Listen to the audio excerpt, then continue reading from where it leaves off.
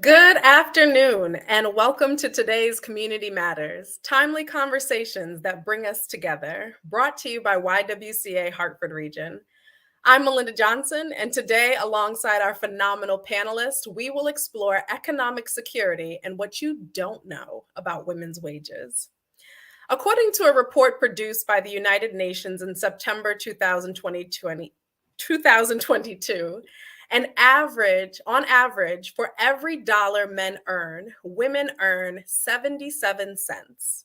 Women are underrepresented in decision making roles. Women carry out at least 2.5 times more unpaid work than men. At the current rate, it will take 257 years to close the global gender pay gap. That does not include the discrepancies between age of women, race, and economic settings. These numbers are astounding, but this is just the beginning of our conversation. With Community Matters, we understand that we explore some difficult conversations. And so, to soften the palate and give us an opportunity to really take in the information that is to come, we have decided this year to incorporate the arts. Today, we are pleased to have with us T'Challa Williams, who is author, poet, performer, executive co-founder of the literary organization Hartford's LIT, chairperson of the Weaver High School's School Governance Council, member of the Arts Advisory Committee for the Greater Hartford Arts Council, and newly elected member of the Board of Directors for the Greater Hartford Arts Council. T'Challa also expresses her commitment to Hartford by serving as a member of the YWCA Hartford Region Advocacy Committee. She is ever present and advocating for the rights of the people. You can always find her lending a hand and her voice. Lover of life, people, community, and the arts, she is a walking interpretation of revolutionary love. Let us give ear as she brings to life today's topic through poetry with a selection entitled Worth My Weight. T'Challa. Thank you. Worth my weight. We. We be the bridge, connector, life defender. Regardless of gender, we birth all. Now, how is it we can't get paid, y'all? We show and prove and show, and still our dollar signs in the workforce don't grow. The workload does increase on all levels. You juggling responsibility for 3 titles and yet barely paid for one. Meanwhile, bonuses abound, layoffs handed out, and I keep looking around at the imbalance of this pie. In the wake of DEI, the justice needs to be less shy, more spry. Take this fight to the eye of the storm. Challenge this distorted norm. Shed light where darkness remains. Inflation reigns, capitalism pulling strings, and we are bursting at the seams just for my dollar to be 77 cents. We can manage a home, but not executive offices. We can balance a CEO's entire life, but our salary barely seems right. Even though the foundation be laid, this don't seem like fair trade. For all of the equity our sweat has made, we want to be paid, not apology laden. Put your intention into documentation. Make it official with some legislation. Just make sure women are present for the conversation. We want smart goals, fair wage, and paid sick days. Eliminate the disparities that sit in our way. We want something we can measure to ensure we grow together, stay together, fight together, to address financial challenges and all that women weather, just to be fairly paid, physically represented in the hierarchy of management, present in every corporate aspect, no banishment, no resistance, gratitude and value, and some dollar signs too. Thank you. Thank you, T'Challa. Gratitude and them dollar signs too. Thank you for putting together in passion and with tremendous reflection the truths around women's wages. Well, at this time, it is my pleasure to begin introducing our panelists. With us today to take us deeper into our topic, we have Jennifer Berrigan. Jennifer Berrigan has almost 30 years of legislative and political experience, working for the majority of her career in the labor movement.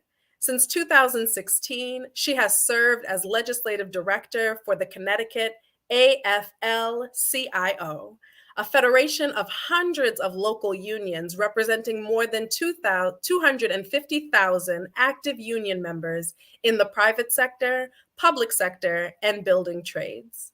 Jennifer, welcome. We have with us also Sarah Gagnon. Sarah Gagnon is the State Director for Connecticut Working Families, a statewide organization fighting for an economy that works for everyone and a democracy where every voice matters. Prior to WFFP, Sarah worked at various environmental organizations in Connecticut, and she resides in Hartford. Welcome, Sarah. We have with us also Nicole San Clemente. Nicole is the policy manager for the Connecticut Women's Education and Legal Fund, QUELF.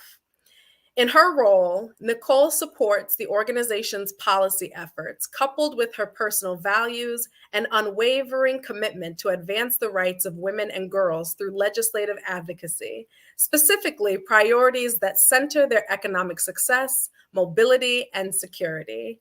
Welcome, Nicole. And last but certainly not least, we have with us Rebecca Simonson.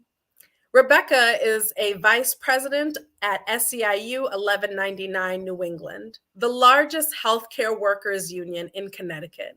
She is the director of the public division at District 1199, representing 6,500 healthcare workers providing social safety net services at state agencies, where she is proud to fight alongside 1199 members to fight for quality jobs, defend and expand services, and advance the struggle for racial, economic, and gender justice.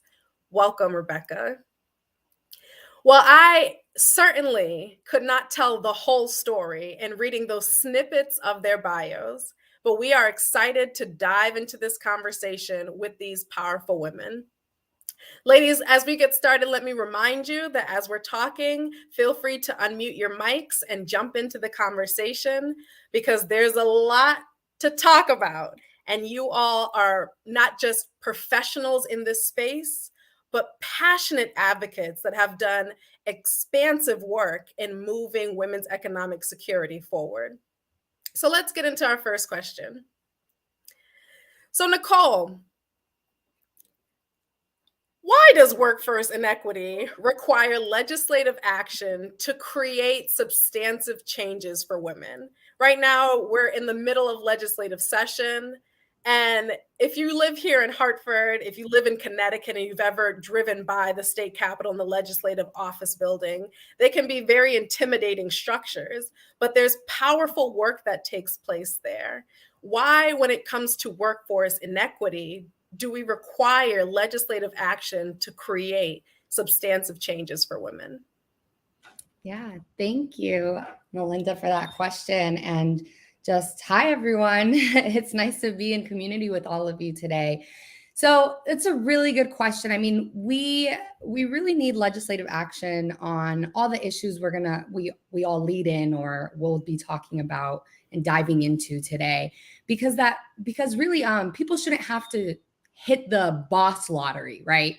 Or work for an employer that pays them equally, provides basic human rights like paid family or sick leave, and does not create a future of harassment and discrimination. So without legislative action or laws to set the floor of what employers are required to do on a day-to-day basis in their workplaces, we rely on a system of good employers making the right decisions for their workers. And while it's true, that good employers do exist, they are out there, it shouldn't depend on where you work or who you work for to be treated with respect and dignity, and then have access to what we believe are fundamental human rights. Mm-hmm. So, to the earlier, to our earlier point about the gender and racial wage gaps throughout the nation, and most specifically in Connecticut, women earn significantly less than their white male counterparts. On an average, 83 cents to every dollar paid to their white male counterparts. And the wage gap is even greater for Black women and Latinas, with Black women earning only 57 cents to every dollar and Latinas earning 48 cents to every dollar. So, these numbers and others depicting racial and gender wage gaps are reflected across all occupations and industries.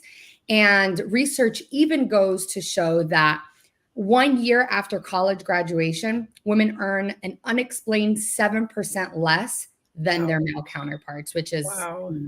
it's ridiculous. So pay equity really affects every factor of a woman's overall livelihood, because it affects, their access to childcare, their ability to seek professional development and other like educational, higher educational opportunities, housing, other basic necessities, and other things that really just affect their overall security. So, it's a domino effect.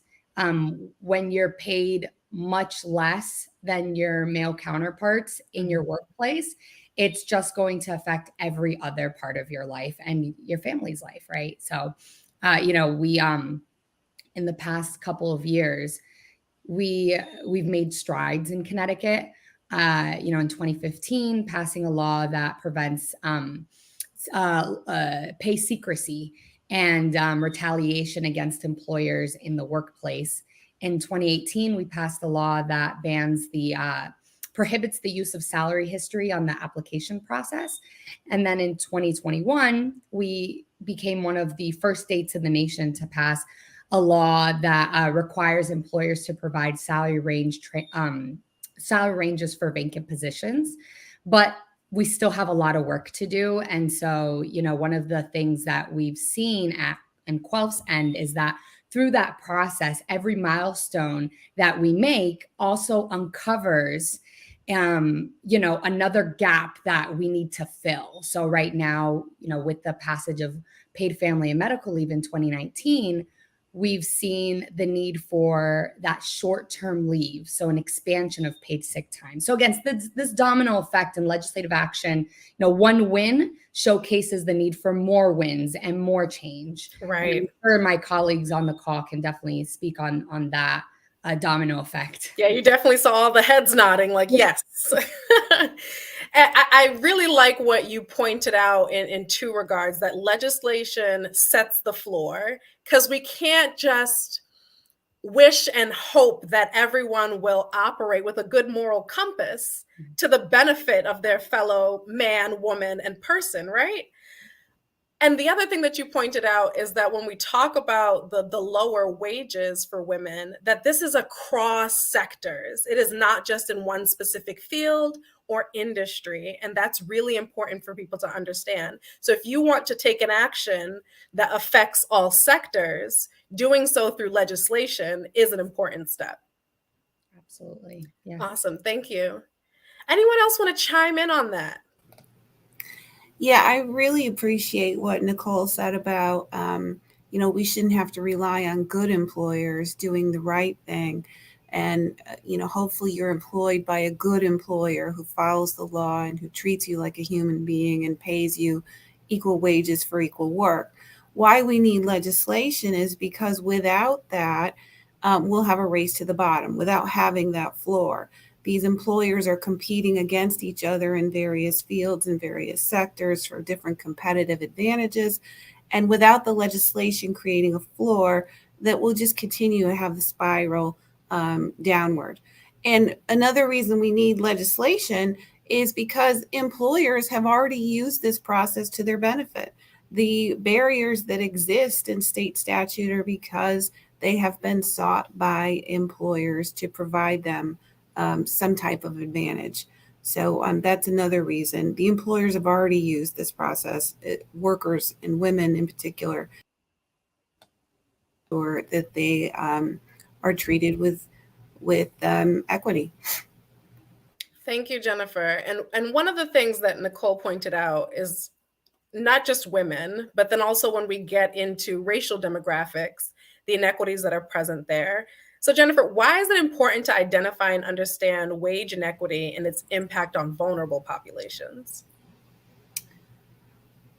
Yeah, it's a complicated question. I mean, but wage inequity among women and men or other persons and in different industries exists. And when we are only as strong as our most vulnerable populations in a community and in an economy in a state. And so when everyone is doing well, everyone does well. And we've seen this when we raised the minimum wage in 2019, right? We had employers scream from the rooftops, we're going to kill jobs, we're going to put them out of business. But what the economic data showed us at that time, and it has borne fruit since, is that when those at the lowest end of the wage scale are earning more, they're also spending more in their local communities, right? They have to put food on the table and pay their bills and put their children in childcare and pay those fees and all the other things that a household engages in. And so when everyone does well, or when we do well at the lowest ends of the job ladder, everyone in the economy benefits. And we saw that just before the pandemic as the minimum wage went up from 1010, and then we saw it throughout the pandemic as the minimum wage continued to go up, but as the federal government provided supports for those who needed them, who needed some socioeconomic benefits, and we saw the economy take off, right? But what's really important are some industries where wage inequity is greater than in others. In the restaurant industry is a huge one, where employers can pay their workers less than the minimum wage, understanding that they'll receive tips to make up the difference. And they have an incredible advantage. This is a business model built on worker exploitation. The whole culture of tips began after emancipation. This is a legacy of slavery. And so after emancipation, newly freed, formerly enslaved people were hired in the hospitality industry, but they weren't paid a wage. They were allowed to work for tips. And this has, over the years, this custom has become law. And in Connecticut, we're one of 43 states where we allow workers to work for tips. Now they have to be paid a sub-minimum wage. And in Connecticut, that's $6.38 an hour. And if they don't earn enough in tips to reach the full minimum wage, that's $14 right now, the employer is supposed to make it up in tips. This puts workers in an incredibly vulnerable position. Yeah. Not only do they not have any certainty about what their wages will be, they don't have a reliable, steady paycheck from week to week. But this is a population of 70,000 workers, give or take, in the state that is overwhelmingly women, 70% women, and 38% workers of color. Mm-hmm. And so in 2019, when we did pass an increase in the minimum wage to $15, we also unfortunately delinked the tip credit from the minimum wage, as it used to escalate as a percentage of the minimum wage. It used to always be 63.2% exactly. Mm-hmm. So when the minimum wage was $10.10, the sub minimum wage was $6.38. Today, the minimum wage is $14, and the sub minimum wage is still $6.38. Mm. So you see how much more a worker has to earn in tips to make it to the full minimum wage. And we know you can't live on the minimum wage in this state alone. Connecticut is a very expensive state to live in. That is not a living wage. One of the most expensive states to live in. That's correct. And so it's not just an economic issue here either. for tipped workers, right, they also have to tolerate a lot of inappropriate customer behavior in order to get the tips they need to make ends meet. So we're talking about the highest rates of sexual harassment in the restaurant industry, higher than any other industry. And during the pandemic, they had to be COVID enforcers, COVID protocol enforcers. So you're asking a patron to put their mask on and you're hoping to get a tip from that same person. How do you think that's going to work? Or we've heard stories about, take your mask off so I can see what you look like. And that's how I'm going to assess what kind of tip I'm going to provide you. So it's really a nasty, insidious part of the restaurant industry. And we're working this session to try to eliminate the sub-minimum wage for tipped workers like 7 other states have done. So they work for the full minimum wage with tips on top. Yeah. Thanks for pointing that out. Thanks for pointing that out, Jennifer, because I think when we think about vulnerable populations, it's easy to think about where individuals have challenges, whether it be because of economic status or race. But the mere word vulnerable points that if that person's vulnerable, then there's somebody that's predatory.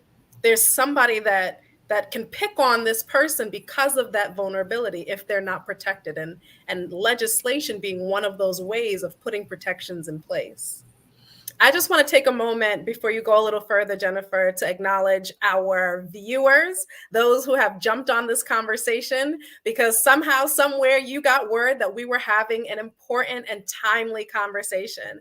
If you can take a moment to share this video and also comment about what you are hearing and what you are experiencing in life. If you know a tipped worker, if you know a mom, a friend, a cousin, a sister, whoever it is, and you have a feeling, an inkling that they're not getting paid what they're worth, this might be a conversation that you want them to join and to chime into. We will have a Q&A portion of our conversation later on, and we will look to the comments and the chat to see what you all have been asking, and we'll ask our panelists to address those questions at that time.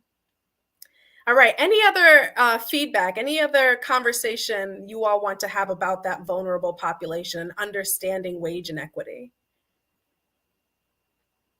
All right, let's move to our next question. So why is it important that we've talked at length about wages? Why is it important that the conversation about women in the workplace be about more than just increasing wages? And Rebecca, we'll turn to you for first remarks on this. Why is it important that the conversation about women in the workplace be about more than just increasing wages? Great. Thank you so much, Melinda, for the question. And this has been a great conversation so far.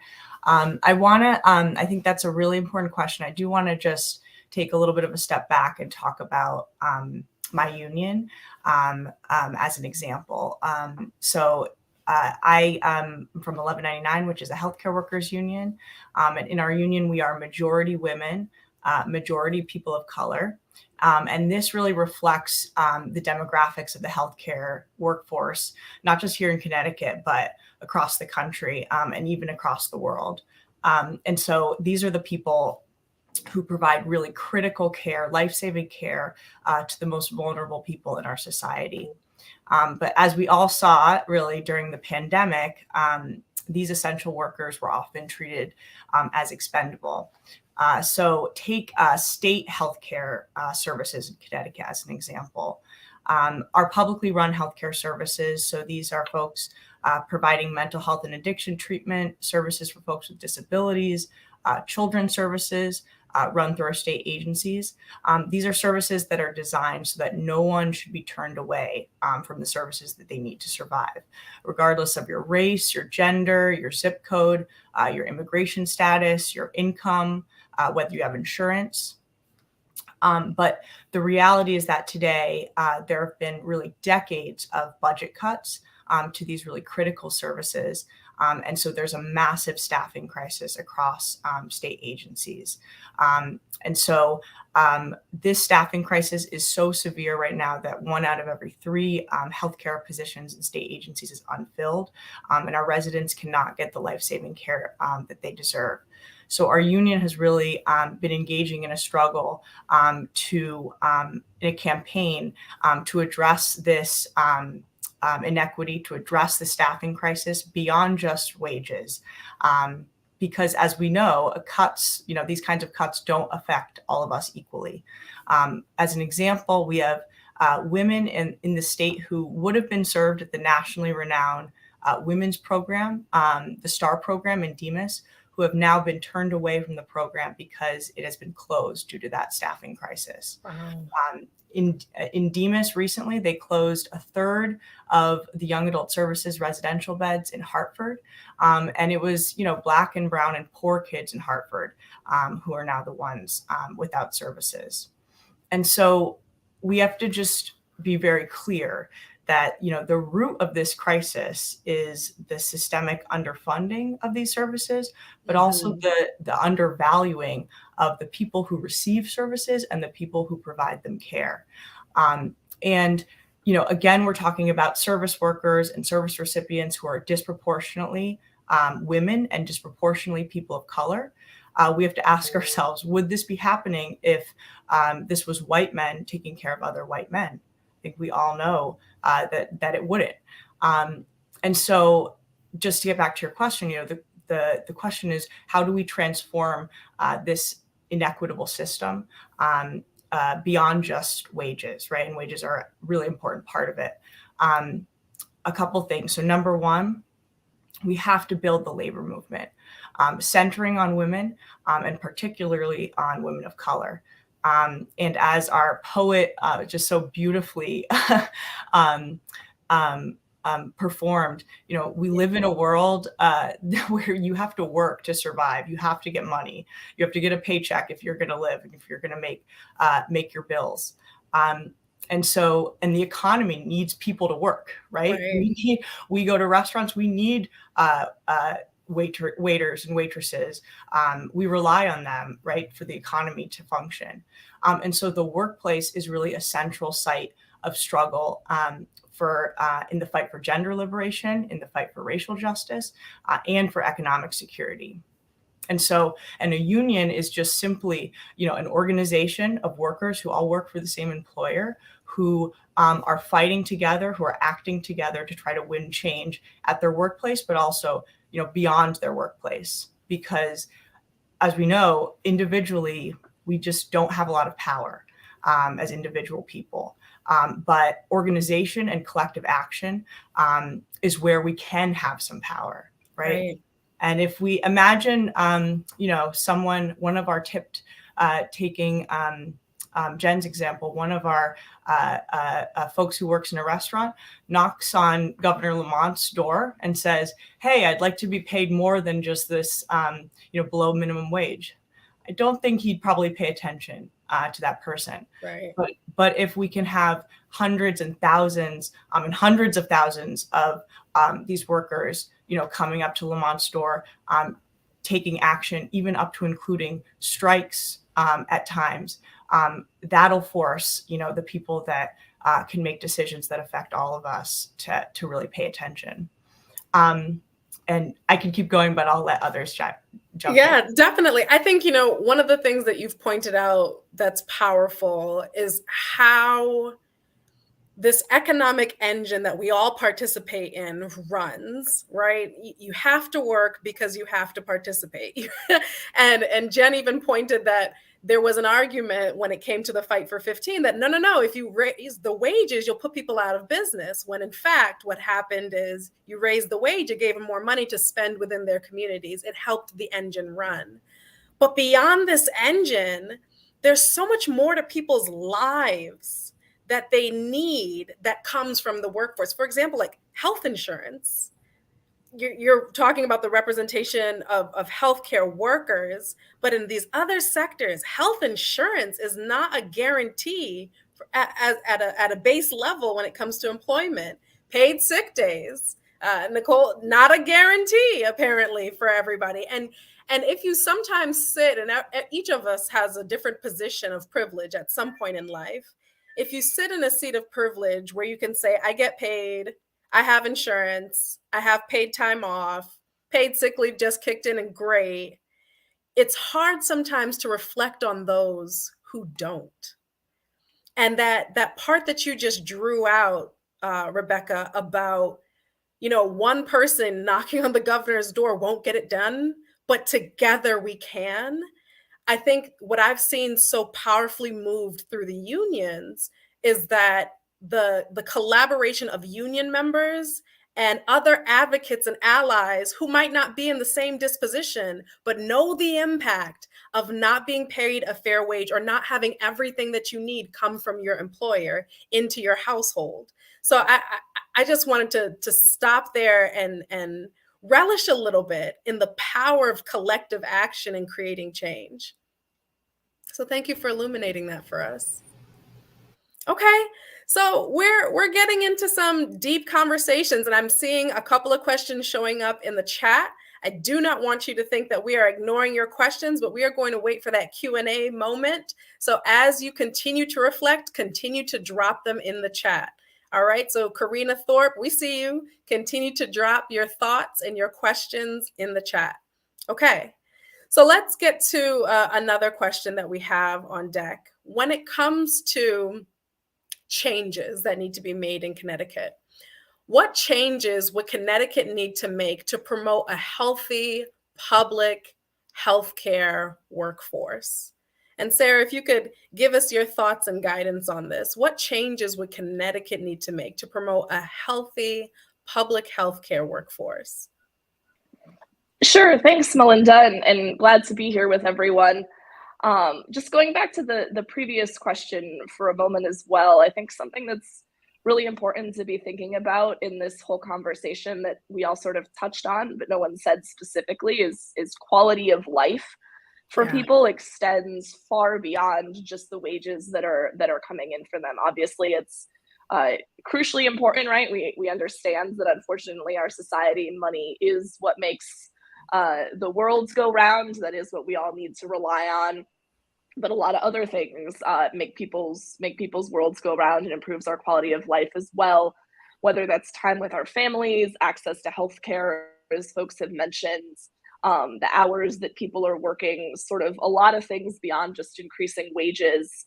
We're working on a bill this session around predictive scheduling to help make sure that folks coming into work understand their hours, are going to be given hours that work for them, that have access to adequate numbers of hours. We know a lot of people, right, are kept below certain numbers of working hours so that employer doesn't have to provide health insurance, for example. And sort of all other things being equal, right, that quality of life really depends on when you're working, how much you're working, when you know if you're going to be working, so you can schedule your life around work and not the other way around. We don't want folks to have to cancel appointments, not be able to go to school, not be able to take care of their kids.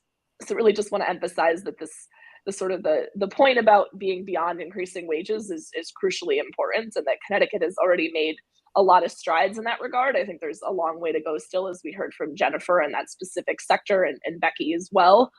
But really want to just be really crystal clear, and that the wages and the money are not the only pieces that are important in this conversation.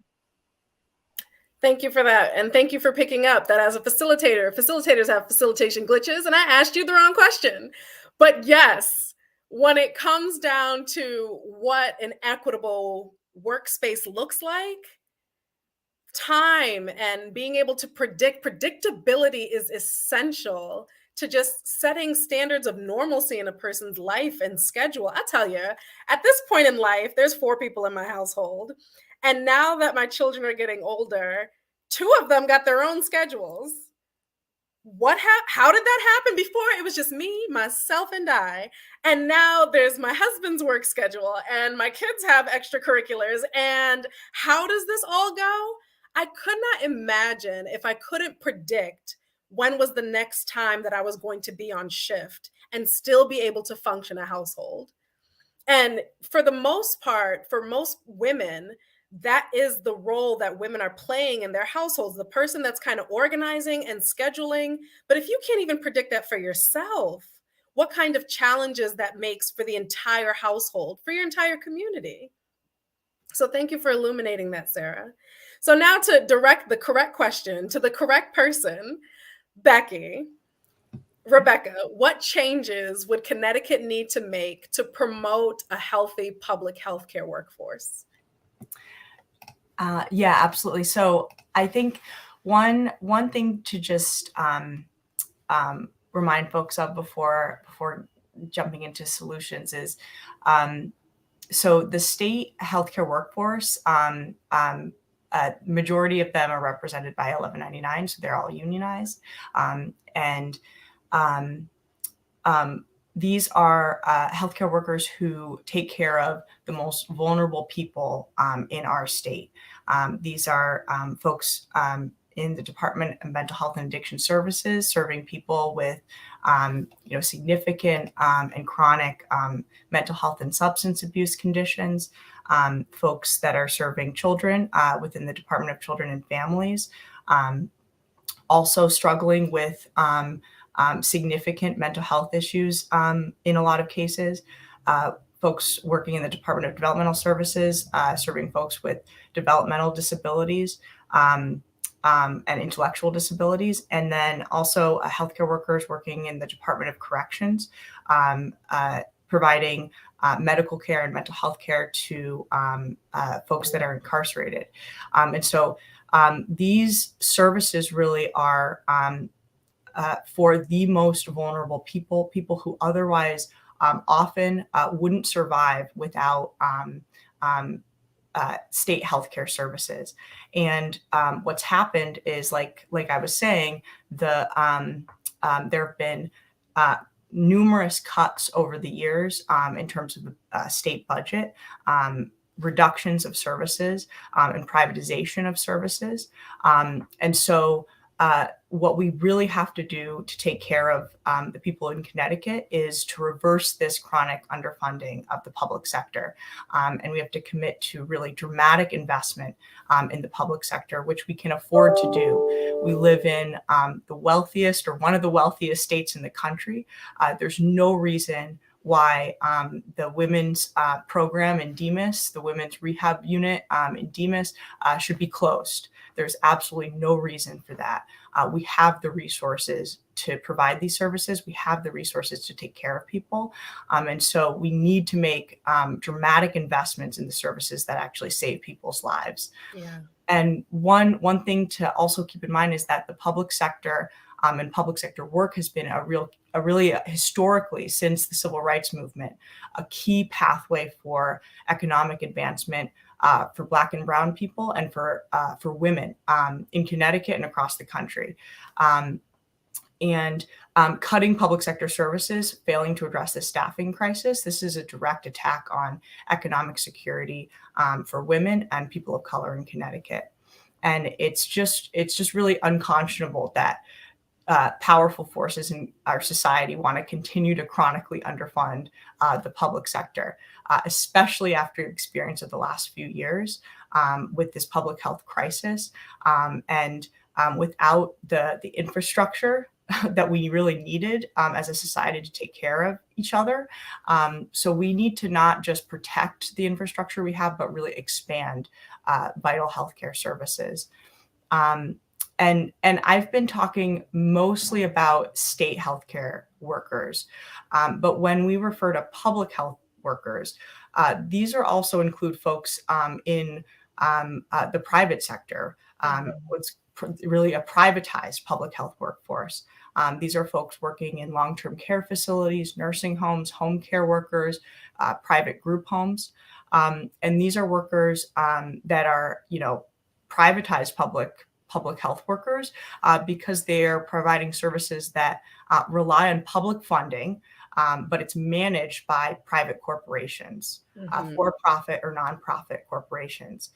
And so these workers, who are also overwhelmingly women and people of color, have faced the most brutal exploitation today. And they've been privatized because the state really has tried to save money, but it's at the expense of the services that people need and at the expense of the workers who are providing the services. So we really have to put a stop. Just getting back to your question in terms of what can we do to promote this a healthy public health workforce. We have to also, in addition to making dramatic investments in the public sector, we have to put a stop to this decades-long race to the bottom. And we have to do that by protecting and expanding public sector services on the one hand, and raising standards for private sector workers, also taking care of the same populations in the private sector on the other. So we can accomplish all these goals, by building, fighting unions, and fighting coalitions of unions and community organizations. Also where, women are taking the lead, where Black and brown people are taking the lead. That's how we can really achieve that kind of change in Connecticut. Thank you, Becky. I think illuminating the diversity of the workforce, even when we just think about the public sector or that public-private overlay that you discussed, and that despite which way you slice it, the representation is still predominantly women and predominantly people of color. It's kind of undeniable, the layer that Jennifer spoke about, where we are still seeing the repercussions of people of color, and particularly women, being in these service providing roles, whether you're providing healthcare or providing food or providing restaurant services, but that the role of providing a service, and therefore the service provider themselves, continues to be undervalued in our culture and in our society. I want to turn to the chat right now and open up some of the questions that we have. And we have a question here from Karina Thorpe. Karina says, which states have the mandatory minimum wage pay for tipped workers? So I think that's directed at Jennifer. We just want a little bit more clarity on that. Yeah, thanks for the question. Okay, so there are 7 states. I have a list here: California, Washington, Minnesota, Alaska, Oregon, Nevada, and Montana, and also the District of Columbia. They passed it by referendum this past election. There are also, Connecticut is one of 10 states that are pursuing legislative remedies to address this issue during this session. So this is an issue whose time has come, and advocates around the country are saying, okay, enough. It's time to have one fair wage for all workers. And just, if I can, Melinda, it's not just tipped workers, believe it or not, who earn a sub-minimum wage in Connecticut. Youth workers under the age of 18 can earn a sub-minimum wage for the first 200 hours of employment. Other learners and apprentices under the statute can also earn a sub-minimum wage. Workers in seasonal businesses can earn a sub-minimum wage, and so can theater workers. Some theater workers, nonprofit theaters that are open seasonally, they earn the federal minimum wage, which is $7.25. So tip workers make up the largest portion of that population, but they are by no means the only workers who are suffering from these disparities. Thank you for that clarity, Jennifer. Final question to our panelists. In a perfect world where a woman could work freely and earn her value, what would that look like to you? So that is both a professional and personal question. What would that look like for you? And Sarah, we'll start with you. Thank you. That's a big question, but I think it's an important one. One thing we've all talked about sort of today is the different ways that we can make work better for folks. And I think one of the ways that we can do that is for all workers to be treated with respect and dignity in the workplace, and to be able to survive and make a living doing what they want to do and doing what they love. And I think it would be really important to be, and we're all sort of trying together to be building a world where people are able to survive and thrive and do what they want, and not have to take one job over the other because that's where their health insurance is going to come from, because we don't have public health insurance that everybody wants because of the power of the insurance industry, especially here in our state. I think we would want to be building a world where folks can change jobs as freely as they would like, or take time off to pursue other interests, or take time off because they've had a child or need to care for somebody, and just not having to be building our lives solely structured around work, especially when so many people are being forced to do that for jobs that they don't find validation or don't feel like they're adding to the world in the way they want to be. So hopefully that's a little bit of an answer to a really big and important question. And thanks for having this conversation. It is a good answer. Nicole, what are your thoughts? Yeah, I just want to echo some of the commonalities that I've seen throughout the course of this conversation, and folks have definitely, shed light on the fact that to really make transformative change in the lives of all women, their families, and workers in a whole, right, is centering the voices, the experiences, the stories of women and of color, specifically like marginalized, minoritized, vulnerable communities, really centering these stories explicitly in the work that we do, because really we'll see again this domino effect of how when these folks are centered in the work, in the movement, in the action, we see incredible change, and everyone benefits from it in the long run. So I really did want to just highlight that common, topic that and narrative we've really tried to depict here today.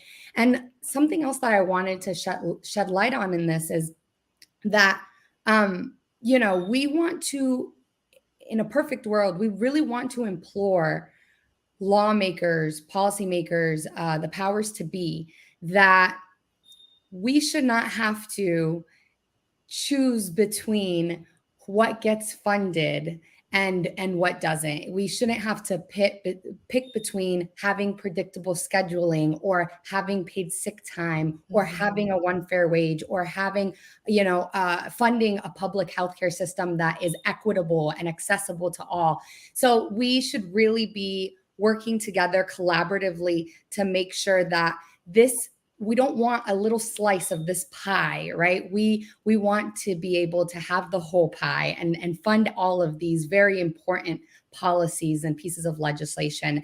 And, our budgets, our laws are really reflective of who we are as a society and the values that we have, the values that we hold as a state and as a people. And so I really think it's important in a perfect world that we fund the systems that will explicitly center women of color in the work, but also just look at how, the different myriad of factors that affect a woman and her family's day-to-day life.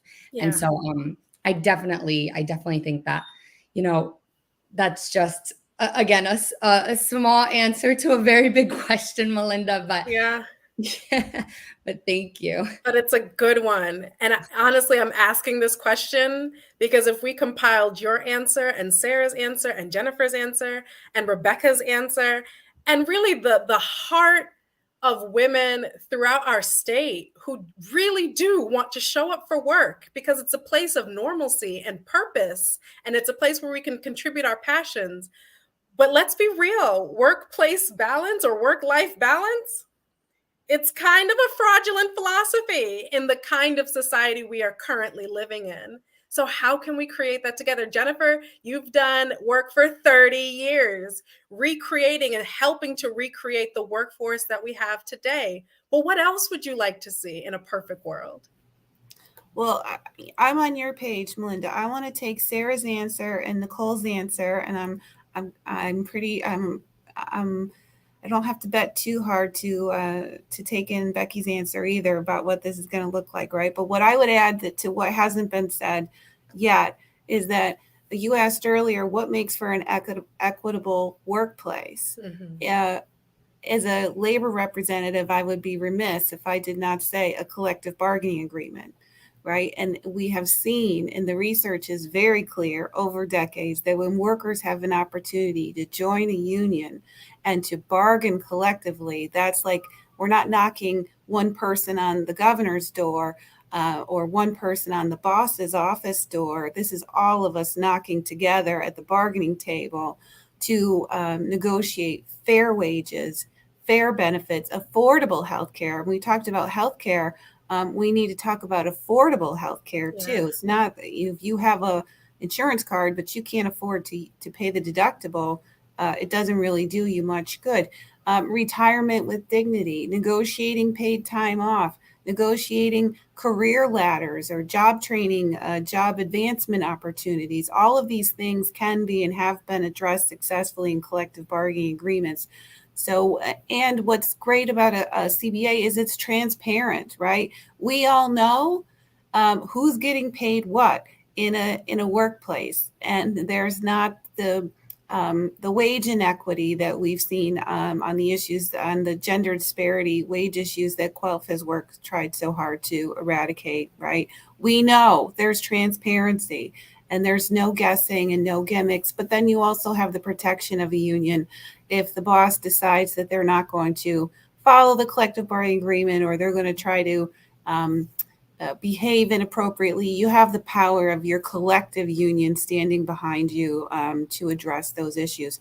And then the last thing I'd like to say, and this isn't not necessarily specific about union workplaces, but you know, in my dream world, the women are always the boss, right? And the women know what the struggle is and what, you know, real life is, juggling personal and professional responsibilities and all of those things that fall under those categories, and they get it. And we want women to work, right? Women want to work, not just because they want to be out of the craziness of the home from day to day, right? They have amazing value to share. And we live now in a world that's been shaped for a long time by kind of white men in corporate America. This is the society we're living in now.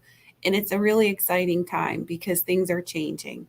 And we've seen a lot of awareness about racial and gender inequity and how we're going to address that. And so it's a very exciting time, I think, for us to shape the society and then the workforces and the workplaces that are more representative, but the kinds of places that we need too. Yeah.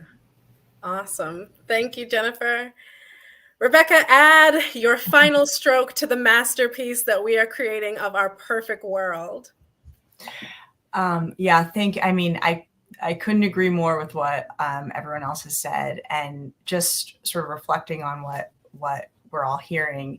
You know, we're talking about a world where people are treated with respect and dignity at their job, you know, where you don't have to work 3 jobs to make ends meet. You could go home and spend time with your kids, or go home and do a hobby, you know, where you don't have to worry about whether you're going to pay rent or receive medical care, or, you know, pay for a medical procedure for one of your family members.